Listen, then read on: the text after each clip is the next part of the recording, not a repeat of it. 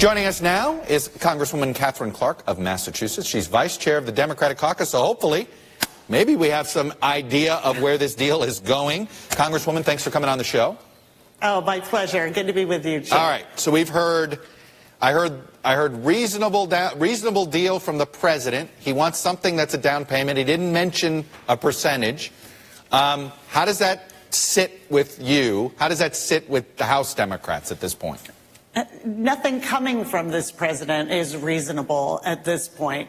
And I can tell you that House Democrats remain unified on let's get this government open and then we can negotiate.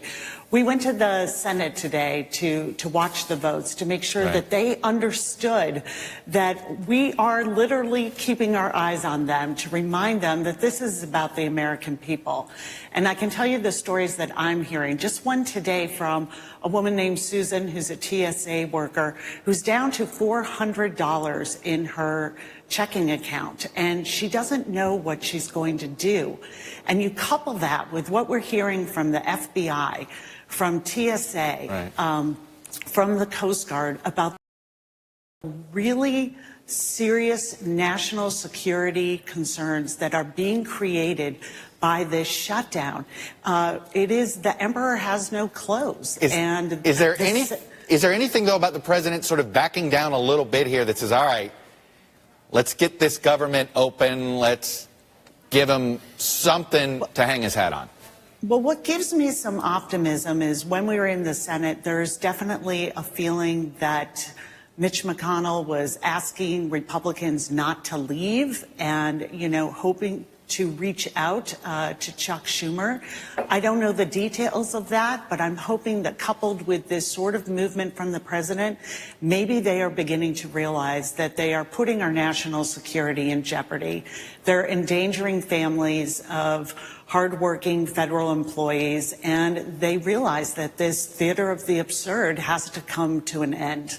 It is very possible the president, in the back of his mind, because he referenced that he has other options, is thinking still about declaring a national emergency, that maybe they take this deal, whatever you guys come up with, that he agrees to, that he still wants to do the national emergency.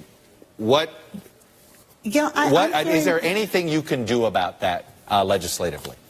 There isn't if he was to do that soon. I've also heard that he is still thinking about trying to do something less than a national emergency, but still take money, like one of his proposals to take disaster relief that has been given to Puerto Rico.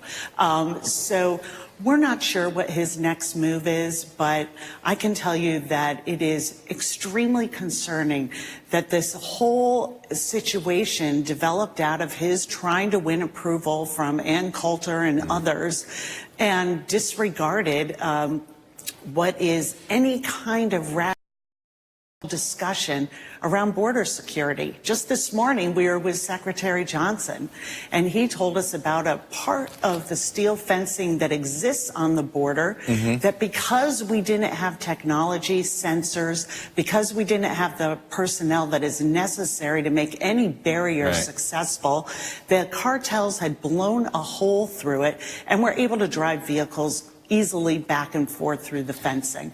We need a comprehensive approach to border security. The Democrats have been waiting. We are willing to get to the table. We can make it a short time frame to keep the pressure on, but we need to open government. All right, let me ask you two housekeeping things. The House is adjourned for the weekend. How quickly could you come back? Could you, let's say Schumer and McConnell have something, Speaker Pelosi signs off on it, how quickly could the House get back into session to open up the government? We will be back. If something happens quickly, we will be here within 24 hours. So everybody's on a 24-hour notice here that they know that everybody's on notice, and if you can't make it back, people are spending the weekend. And finally, what is the Speaker's role with Chuck Schumer right now? The reporting is Schumer and McConnell are negotiating. Well, I assume, you know, we don't know who from the White House has got McConnell's ear. Who from Speaker Pelosi, is she directly talking with Schumer? How does that work? I'm sure that she is. They have been an absolute coordinated team on this.